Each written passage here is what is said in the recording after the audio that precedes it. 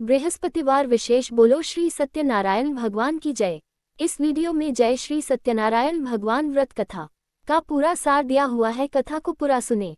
श्री सत्यनारायण व्रत कथा शास्त्रों में बताया गया है कि सत्यनारायण व्रत कथा का पाठ करने से व्यक्ति को 1000 यज्ञ करने के बराबर पुण्य फल की प्राप्ति होती है। सत्यनारायण भगवान व्रत कथा में भगवान विष्णु के सत्य स्वरूप के बारे में बताया गया है। इस व्रत का पाठ करने से घर में सुख समृद्धि का वास होता है और भगवान विष्णु की कृपा बनी रहती है। वीडियो को लाइक सब्सक्राइब शेयर जरूर करें। सत्यनारायण व्रत कथा का प्रथम अध्याय। बोलो श्री सत्यनारायण भगवान की जय। एक समय की बात है, नैशरण्य तीर्थ में शनिकादि 88,000 ऋषियों ने श्री सूची से पूछा, हे प्रभु, इस कलियुग में वेद विद्या रहित मनुष्यों को प्रभु भक्ति किस प्रकार मिल सकती है तथा उनका उद्धार कैसे होगा। हे मुनि श्रेष्ठ, कोई ऐसा तप बताए जिससे थोड़े समय में ही पुण्य मिले और मनवांछित फल भी मिल जाए। इस प्रकार की कथा सुनने की हम इच्छा रखते हैं। सर्वशास्त्रों के ज्ञाता सूची बोले, हे वैष्णवों में पूज्य, आप सभी ने प्राणियों के हित की बात पूछी है, इसलिए मैं एक ऐसे श्रेष्ठ व्रत को आप लोगों को बताऊंगा जिसे नारद जी ने लक्ष्मी नारायण जी से पूछा था और लक्ष्मीपति ने मुनिश्रेष्ठ नारद जी से कहा था। आप सब इसे ध्यान से सुनिए। एक समय की बात है, योगीराज नारद जी दूसरों के हित की इच्छा लिए अनेकों लोकों में घूमते हुए मृत्युलोक में आ पहुंचे। यहाँ उन्होंने अनेक योनियों में जन्मे प्रायः सभी मनुष्यों को अपने कर्मों द्वारा अनेकों दुखों से पीड़ित देखा।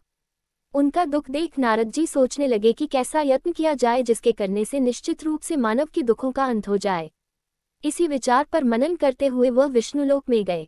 वहां वह देवों के ईश नारायण की स्तुति करने लगे, जिनके हाथों में शंख, चक्र, गदा और पद्म थे, गले में वरमाला पहने हुए थे। स्तुति करते हुए नारद जी बोले, हे भगवान, आप अत्यंत शक्ति से संपन्न हैं, मन तथा वाणी भी आपको नहीं पा सकती है। आपका आदि मध्य तथा अंत नहीं है। निर्गुण स्वरूप सृष्टि के कारण भक्तों के दुख को दूर करने वाले हैं। आपको मेरा नमस्कार है। नारद जी की स्तुति सुन विष्णु भगवान बोले, हे मुनिश्रेष्ठ, आपके मन में क्या बात है? आप किस काम के लिए पधारे हैं? उसे संकोच कहो। इस पर नारद मुनि बोले कि मृत्युलोक में अनेक योनियों में जन्मे मनुष्य अपने कर्मों के द्वारा अनेकों दुख से दुखी हो रहे हैं। हे नाथ, आप मुझ पर दया रखते हैं तो बताए कि वो मनुष्य थोड़े प्रयास से ही अपने दुखों से कैसे छुटकारा पा सकते हैं। श्रीहरि बोले, हे नारद, मनुष्यों की भलाई के लिए तुमने बहुत अच्छी बात पूछी है। जिसके करने से मनुष्य मोह से छूट जाता है, वह बात मैं कहता हूँ, उसे सुनो। स्वर्गलोक व मृत्युलोक दोनों में एक दुर्लभ उत्तम व्रत है जो पुण्य देने वाला है। आज प्रेमवश होकर मैं उसे तुमसे कहता हूँ। श्री सत्यनारायण भगवान का ये व्रत अच्छी तरह विधानपूर्वक करके मनुष्य तुरंत ही यहाँ सुख भोग कर मरने पर मोक्ष पाता है। श्रीहरि के वचन सुन नारद जी बोले कि उस व्रत का फल क्या है और उसका विधान क्या है। यह व्रत किसने किया था? इस व्रत को किस दिन करना चाहिए? सभी कुछ विस्तार से बताएं। नारद की बात सुनकर श्रीहरि बोले, दुख व शोक को दूर करने वाला, ये सभी स्थानों पर विजय दिलाने वाला है। मानव को भक्ति व श्रद्धा के साथ शाम को श्री सत्यनारायण की पूजा धर्मपरायण होकर ब्राह्मणों व बंधुओं के साथ करनी चाहिए। भक्ति भाव से ही नैवेद्य, केले का फल, घी, दूध और गेहूं का आटा सवाया लें। गेहूं के स्थान पर साठी का आटा, शक्कर तथा गुड़ लेकर वह सभी भक्षण योग्य पदार्थों को मिलाकर भगवान का भोग लगाएं। ब्राह्मणों सहित बंधु बांधवों को भी भोजन कराएं, उसके बाद स्वयं भोजन करें। भजन कीर्तन के साथ भगवान की भक्ति में लीन हो जाएं। इस तरह से सत्यनारायण भगवान का ये व्रत करने पर मनुष्य की सारी इच्छाएं निश्चित रूप से पूरी होती हैं। इस कलिकाल अर्थात कलियुग में मृत्युलोक में मोक्ष का यही एक सरल उपाय बताया गया है। श्री सत्यनारायण व्रत कथा का प्रथम अध्याय पूर्ण। बोलिए श्री सत्यनारायण भगवान की जय। सत्यनारायण भगवान की व्रत कथा का दूसरा अध्याय। सूत जी बोले, हे ऋषियों, जिसने पहले समय में इस व्रत को किया था उसका इतिहास कहता हूँ, ध्यान से सुनो।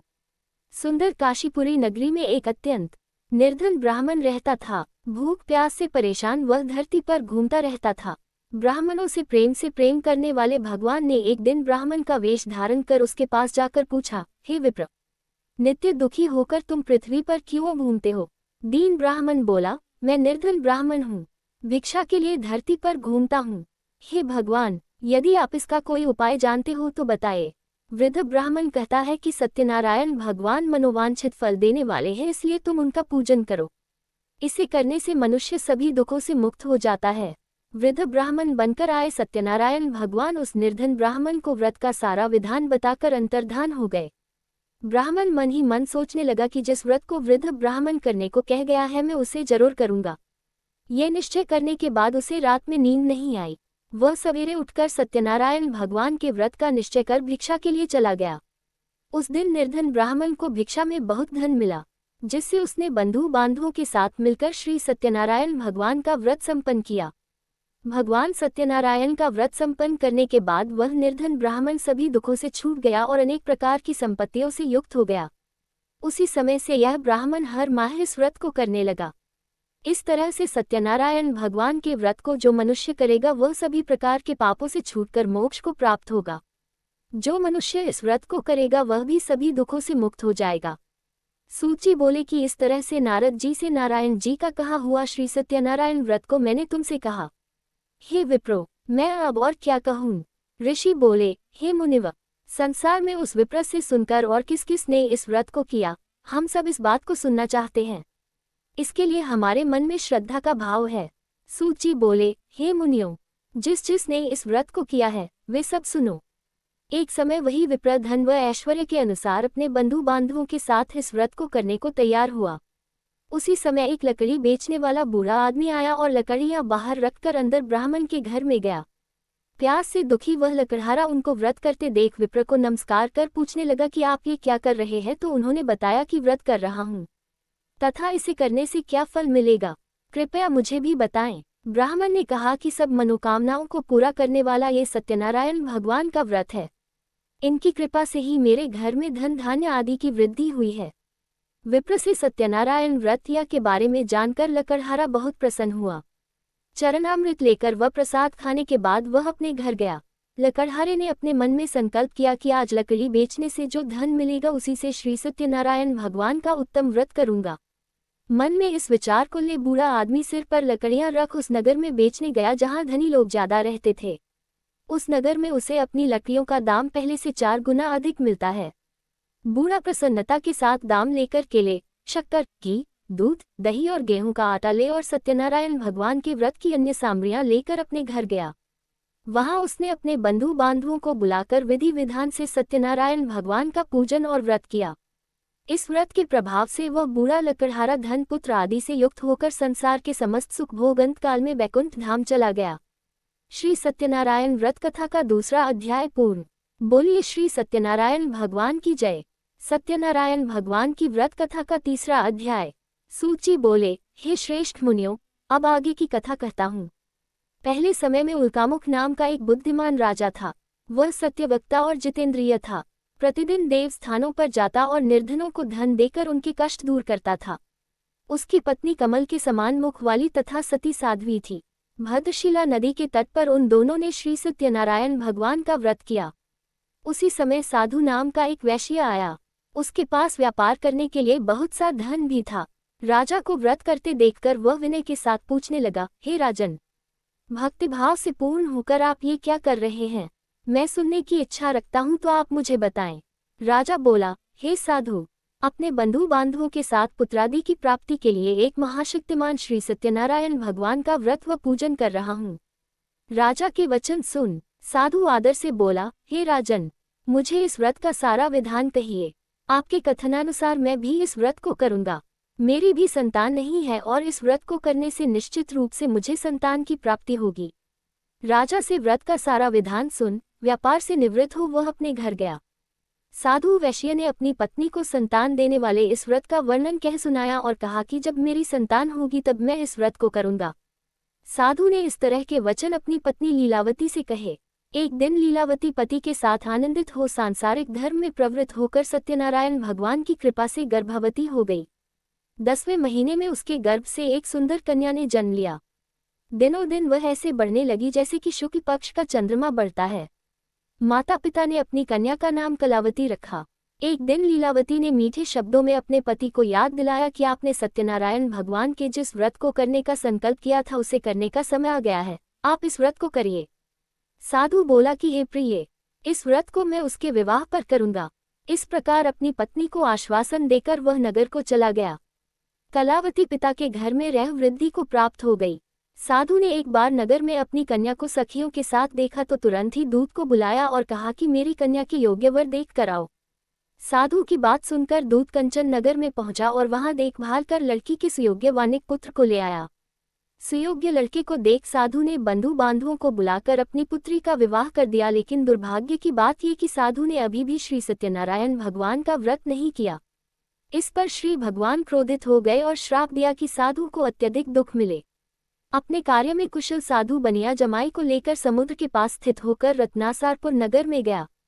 वहां जाकर दामाद ससुर दोनों मिलकर चंद्रकेतु राजा के नगर में व्यापार करने लगे। एक दिन भगवान सत्यनारायण की माया से एक चोर राजा का धन चुराकर भाग रहा था। उसने राजा के सिपाहियों को अपना पीछा करते देख चुराया हुआ धन वहां रख दिया जहां साधु अपने जमाई के साथ ठहरा हुआ था। राजा के सिपाहियों ने साधु वैश्य के पास राजा का धन पड़ा देखा तो वह ससुर जमाई दोनों को बांधकर प्रसन्नता से राजा के पास ले गए और कहा कि उन दोनों चोरों हम पकड़ लाए हैं, आप आगे की कार्यवाही की आज्ञा दें। राजा की आज्ञा से उन दोनों को कठिन कारावास में डाल दिया गया और उनका सारा धन भी उनसे छीन लिया गया। श्री सत्यनारायण भगवान से श्राप से साधु की पत्नी भी बहुत दुखी हुई। घर में जो धन रखा था उसे चोर चुरा ले गए। शारीरिक तथा मानसिक पीड़ा व भूख प्यास से अति दुखी हो अन्न की चिंता में कलावती के ब्राह्मण के घर गई। वहां उसने श्री सत्यनारायण भगवान का व्रत होते देखा, फिर कथा भी सुनी। वो प्रसाद ग्रहण कर वह रात को घर वापस आई। माता के कलावती से पूछा कि हे पुत्री, अब तक तुम कहाँ थी? तेरे मन में क्या है? कलावती ने अपनी माता से कहा, हे माता, मैंने एक ब्राह्मण के घर में श्री सत्यनारायण भगवान का व्रत देखा है। कन्या के वचन सुन लीलावती भगवान के पूजन की तैयारी करने लगी। लीलावती ने परिवार व बंधुओं सहित सत्यनारायण भगवान का पूजन किया और उनसे वर मांगा कि मेरे पति तथा जमाई शीघ्र घर आ जाएं। साथ ही यह भी प्रार्थना की कि हम सबका अपराध क्षमा करें। श्री सत्यनारायण भगवान इस व्रत से संतुष्ट हो गए और राजा चंद्रकेतु को सपने में दर्शन दे कहा कि हे राजन, तुम उन दोनों वैश्यों को छोड़ दो और तुमने उनका जो धन लिया है उसे वापस कर दो। अगर ऐसा नहीं किया तो मैं तुम्हारा धन, राज्य व संतान सभी को नष्ट कर दूंगा। राजा को ये सब कहकर वह अंतर्धान हो गए। प्रातःकाल सभा में राजा ने अपना सपना सुनाया, फिर बोले कि बनिक पुत्रों को कैद से मुक्त कर सभा में लाओ। दोनों ने आते ही राजा को प्रणाम किया। राजा मीठी वाणी में बोला, हे महानुभावों, भाग्यवश कठिन दुख तुम्हें प्राप्त हुआ है, लेकिन अब तुम्हें कोई भय नहीं है। कह राजा ने उन दोनों को नए वस्त्राभूषण भी पहनाए और जितना धन उनका लिया था उससे दुगुना धन वापस कर दिया। दोनों वैश्य अपने घर को चल दिए। श्री सत्यनारायण व्रत कथा का 3रा अध्याय पूर्ण। बोलिए श्री सत्यनारायण भगवान की जय। सत्यनारायण भगवान की व्रत कथा का 4था अध्याय। सूची बोले, वैश्य ने मंगलाचार कर अपनी यात्रा आरंभ की और अपने नगर की ओर चल दिए। उनके थोड़ी दूर जाने पर एक दंडी वेशधारी श्री सत्यनारायण ने उनसे पूछा, हे साधु, तेरी नाव में क्या है? अभिमानी वणिक हंसता हुआ बोला, हे दंडी, आप क्यों पूछते हो? क्या धन लेने की इच्छा है? मेरी नाव में तो बेल व पत्ते भरे हुए हैं। वैश्य के कठोर वचन सुन भगवान बोले, तुम्हारा वचन सत्य हो। दंडी ऐसे वचन कह वहां से दूर चले गए। कुछ दूर जाकर समुद्र के किनारे बैठ गए। दंडी के जाने के बाद साधु वैश्य ने नित्य क्रिया के पश्चात नाव को ऊंची उठते देखकर अचंभा माना और नाव में बेल पत्ते आदि देख वह मूर्छित हो जमीन पर गिर पड़ा। मूर्छा खुलने पर वह अत्यंत शोक में डूब गया। तब उसका दामाद बोला कि आप शोक न मनाएं, ये दंडी का शाप है, इसलिए हमें उनकी शरण में जाना चाहिए, तभी हमारी मनोकामना पूरी होगी। दामाद की बात सुनकर वह दंडी के पास पहुंचा और अत्यंत भक्तिभाव नमस्कार करके बोला, मैंने आपसे जो असत्य वचन कहे थे उनके लिए मुझे क्षमा दे। ऐसा कहकर महान शोकातुर हो रोने लगा। तब दंडी भगवान बोले, हे वणिक पुत्र, मेरी आज्ञा से बार बार तुम्हें दुख प्राप्त हुआ है, तू मेरी पूजा से विमुख हुआ। साधु बोला, हे भगवान, आपकी माया से ब्रह्मा आदि देवता भी आपके रूप को नहीं जानते, तब मैं अज्ञानी कैसे जान सकता हूँ? आप प्रसन्न हुई, अब मैं सामर्थ्य के अनुसार आपकी पूजा करूंगा। मेरी रक्षा करो और पहले के समान नौक में धन भर दो। साधु वैश्य के भक्तिपूर्वक वचन सुनकर भगवान प्रसन्न हो गए और उसकी इच्छानुसार वरदान देकर अंतर्धान हो गए। ससुर जमाई जब नाव पर आए तो नाव धन से भरी हुई थी। फिर वही अपने अन्य साथियों के साथ सत्यनारायण भगवान का पूजन कर अपने नगर को चल दिए। जब नगर के नजदीक पहुंचे तो दूत को घर पर खबर करने के लिए भेज दिया। दूत साधु की पत्नी को प्रणाम कर कहता है कि मालिक अपने दामाद सहित नगर के निकट आ गए हैं। दूध की बात सुन साधु की पत्नी लीलावती ने बड़े हर्ष के साथ सत्यनारायण भगवान का पूजन कर अपनी पुत्री कलावती से कहा कि मैं अपने पति के दर्शन को जाती हूँ, तू कार्य पूर्ण कर शीघ्र आ जा। माता के वचन सुन कलावती जल्दी में प्रसाद छोड़ अपने पति के पास चली गई। प्रसाद की अवज्ञा के कारण श्री सत्यनारायण भगवान रुष्ट हो गए और नाव सहित उसके पति को पानी में डुबो दिया।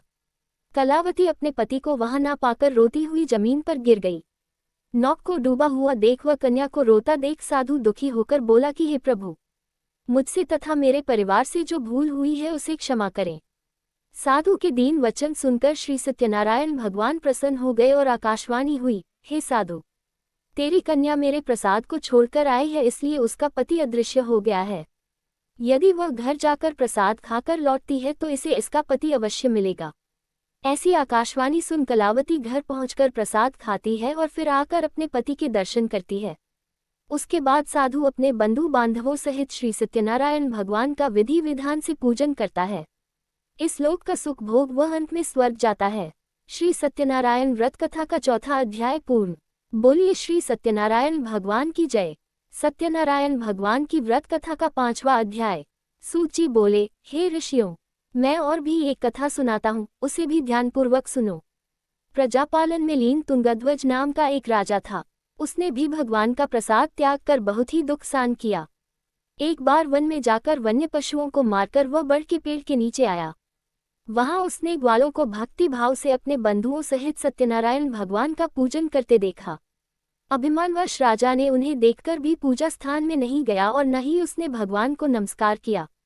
ग्वालों ने राजा को प्रसाद दिया, लेकिन उसने वह प्रसाद नहीं खाया और प्रसाद को वहीं छोड़ वह अपने नगर को चला गया। जब वह नगर में पहुंचा तो वहां सब कुछ तहस नहस हुआ पाया तो वह शीघ्र ही समझ गया कि यह सब भगवान ने ही किया है। वह दोबारा ग्वालों के पास पहुंचा और विधि पूर्वक पूजा करके प्रसाद खाया तो श्री सत्यनारायण भगवान की कृपा से सब कुछ पहले जैसा हो गया। दीर्घकाल तक सुख भोगने के बाद मरणोपरांत उसे स्वर्गलोक की प्राप्ति हुई। जो मनुष्य परम दुर्लभ इस व्रत को करेगा तो भगवान सत्यनारायण की अनुकंपा से उसे धन धान्य की प्राप्ति होगी। निर्धन धनी हो जाता है और भयमुक्त हो जीवन जीता है। संतानहीन मनुष्य को संतान सुख मिलता है और सारे मनोरथ पूर्ण होने पर मानव अंतकाल में बैकुंठ धाम को जाता है।